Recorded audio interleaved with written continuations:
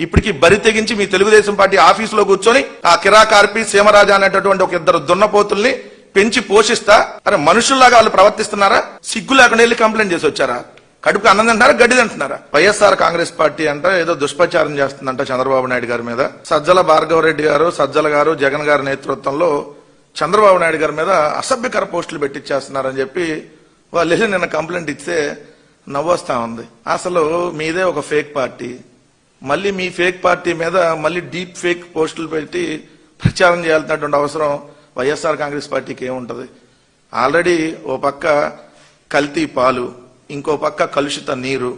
అక్కడ కల్తీ పాలతో 6గురు చనిపోవటం, అక్కడ కలుషిత నీరుతో డయేరియా వచ్చి 4గురు చనిపోవటం.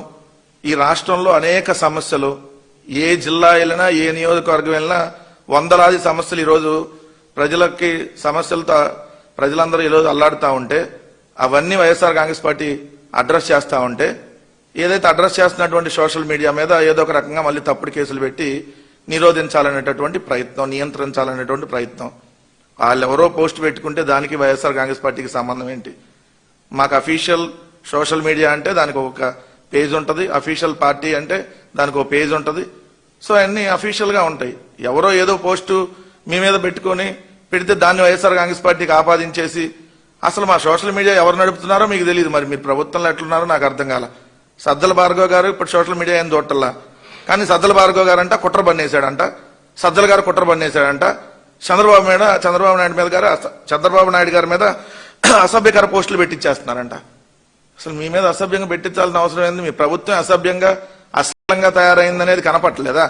అసెంబ్లీ సాక్షిగా బేబీ బేబీ అంట ఒక ఎమ్మెల్యే, అసెంబ్లీలో వాట్సాప్ వీడియో కాల్ చేస్తున్నటువంటి ఎమ్మెల్యే, అర్ధరాత్రి వాట్సాప్ వీడియో కాల్ చేసే కోన రవికుమార్ లాంటి వాళ్ళు, ఇంకా మీ పార్టీలో ఎమ్మెల్యేలు ఆదిమూలం నుంచి మొదలుకొని నజీర్ దాకా, అవతల పక్క శ్రీకాకుళం నుంచి అవతల చిత్తూరు దాకా ప్రతి జిల్లాలో మీ ఎమ్మెల్యేలు అశ్లీలంగా అసభ్యంగానే కదా ప్రవర్తిస్తుంది.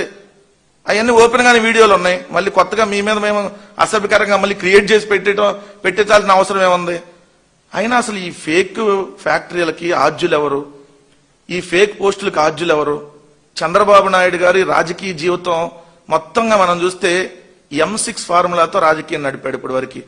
ఒక ఎం అంటే మనీని అడ్డం పెట్టుకొని, ఇంకో ఎం అంటే మద్యాన్ని అడ్డం పెట్టుకొని, ఇంకో ఎం అంటే మగువలను అడ్డం పెట్టుకొని, ఇంకో ఎం అంటే మీడియాని అడ్డం పెట్టుకొని, ఇంకో ఎం అంటే మర్డర్ చేయించి, ఇంకో ఎం అంటే ఇలాంటి వీడియోల్ని, ఇలాంటి ఇప్పుడు AI వీడియోలతోనో ఏదంటే బట్టలు లేకుండా అగ్నంగా కార్టూన్లు వేసో రామారావు గారి దగ్గర నుంచి మనం చూసుకుంటే మీ ఈనాడు పత్రికల్లో ఎన్ని వేయించినాయి. మీ రాజకీయ జీవితం M6 ఫార్ములాతో ముడిపడి ఉంది. సో ఇవన్నీ మీరు చేసి ఎవరైనా మనిషి పుట్టక పుట్టినవాడు, మానవ జన్మలో పుట్టినవాడు, 310 సంవత్సరాల చరిత్ర కలిగిన తిరుమల లడ్డు మీద పంది కొవ్వు, గొడ్డు కొవ్వు, వాళ్ళ బొందలో కొవ్వు, లేదంటే చేప నూనె, లేదంటే బాత్రూంలో యాసిడ్, ఎవడన్నా మనిషి జన్మలో పుట్టినాడు? ఎవడన్నా మాట్లాడా? మనిషి జన్మలో పుట్టినాడు, కానీ ఓ ముఖ్యమంత్రి మాట్లాడాడు, ఉప ముఖ్యమంత్రి మాట్లాడాడు, మీ కేబినెట్ మాట్లాడింది, మీ కూటమి ప్రభుత్వం మాట్లాడింది. మీరు ఇంకా దిగదారి బాత్రూంలో యాసిడ్ అని చెప్పి ఇప్పుడు కూడా ఇష్టం వచ్చినట్టు మాట్లాడతా మీరు ఇలాంటి వీడియోలు చేసి ఎలా తిరుమల లడ్డు పవిత్రతను దెబ్బతీశారు అనడానికి ఒక వీడియోని ఇప్పుడు ప్లే చేస్తాం. అది చూస్తే కడుపుకి అన్నం తినేవాడు ఎవడన్నా ఇలాంటి వీడియోలు చేస్తాడా? మనిషి పుట్టక పుట్టినాడు ఎవడన్నా చేస్తాడు ఇలాంటి వీడియోలు? తిరుమల లడ్డుకి ఏదైతే కళ్ళు పెట్టారు, లడ్డూకి ఏదైతే చెవులు పెట్టారు, తిరుమల లడ్డూకి నోరు పెట్టారు, మనిషి జన్మలో పుట్టినాడు ఎవడన్నా ఇలాంటి వీడియోలు చేస్తారా? ఇది తెలుగుదేశం అఫీషియల్ నుంచి చేసి రిలీజ్ చేసినటువంటి వీడియో. ఒకసారి మీరు ఆ వీడియో ప్లే చేయండి అన్న.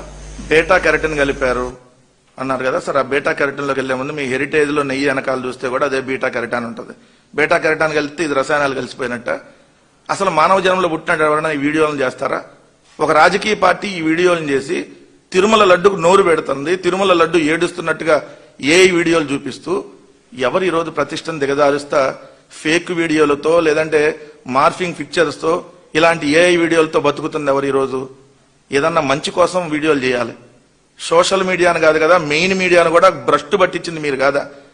ఈరోజు హైదరాబాద్ వేదికగా మీ తెలుగుదేశం పార్టీ ఆఫీసులో నడుపుతున్నటువంటి వందలాది యూట్యూబ్ ఛానల్స్ వాళ్ళు నిరంతరం చేసేటటువంటి దుష్ప్రచారం, 2 పత్రికలను అడ్డం పెట్టుకొని 10 శాటిలైట్ ఛానల్ అడ్డం పెట్టుకొని 500కు పైగా యూట్యూబ్ ఛానల్స్ ఏర్పాటు చేసి వందలాది పైగా ఏదైతే మీమ్స్ పేజీలను ఏర్పాటు చేసి నెల నెల వందల మందికి ఐటీడీపీ నుంచి శాలరీలు పే చేస్తా ఏదైతే పెంచి పోషించి ఇలా కిరా కార్పి లాంటి ఏదైతే సైకోల్నో లేదంటే సీమరాజా లాంటి దున్నపోతులను ఇలా కూర్చోబెట్టి మహిళల మీద అసభ్యకరంగా నిరంతరం ఏదైతే వీడియోలు చేపిస్తా వాళ్ళ మీద కంప్లైంట్ ఇస్తే కూడా తీసుకోకుండా చేస్తుంది ఎవరు?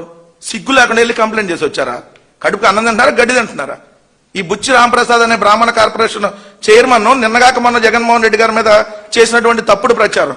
ఈ బ్రాహ్మణ కార్పొరేషన్ చైర్మన్ అంటే మరి వీళ్ళు బ్రాహ్మణులకు ఎవరేమో నాకు తెలిసి, బ్రాహ్మణులకైతే తీర్థంకి ఆచమనానికి తేడా తెలిసిద్ది.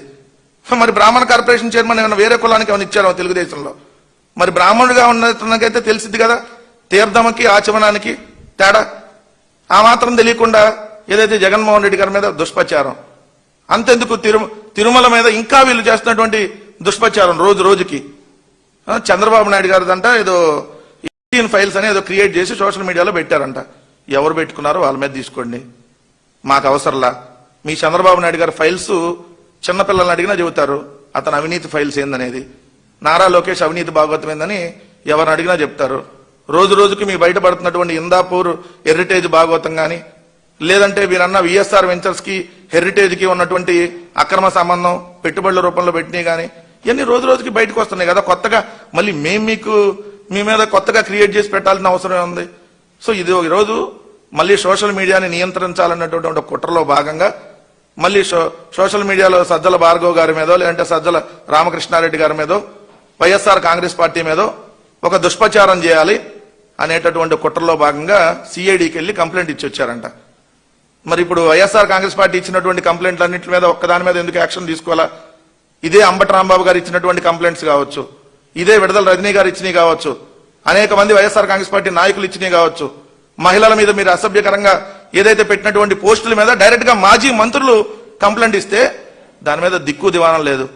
ఇప్పటికీ బరి తెగించి మీ తెలుగుదేశం పార్టీ ఆఫీసులో కూర్చొని ఆ కిరా కార్పి సీమరాజా అనేటటువంటి ఒక 2 దున్నపోతుల్ని పెంచి పోషిస్తా అరే మనుషుల్లాగా వాళ్ళు ప్రవర్తిస్తున్నారా? వాళ్ళతోనేమో చంద్రబాబు నాయుడు గారు వాటేసుకొని ఫోటోలు దిగుతాడు, మామూలుగా దిగడు. మరి ఇవన్నీ పెంచి పోషిస్తుంది ఎవరు? సో సోషల్ మీడియాను కాదు కదా, మెయిన్ మీడియాను కూడా ఈరోజు మీరు భ్రష్టు పట్టించేశారు. ఈ రోజు సమాజంలో విద్వేషాలు రెచ్చగొడుతుంది ఎవరు? మీరు కదా రెచ్చగొడుతుంది. ఇక్కడ చూడండి, శాంతి భద్రతలకు విఘాతం కలిగించాలని చూస్తున్నారంట.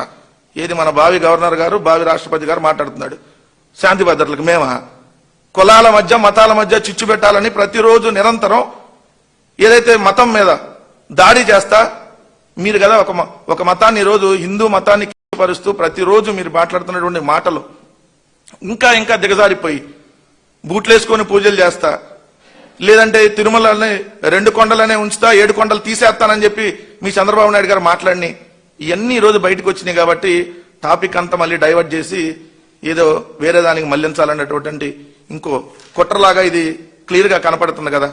ఒకటైతే నేను స్పష్టంగా చెప్తా ఉన్నా, వైఎస్ఆర్ కాంగ్రెస్ పార్టీ ఏదున్నా విత్ డాక్యుమెంట్ తో మాట్లాడిద్ది.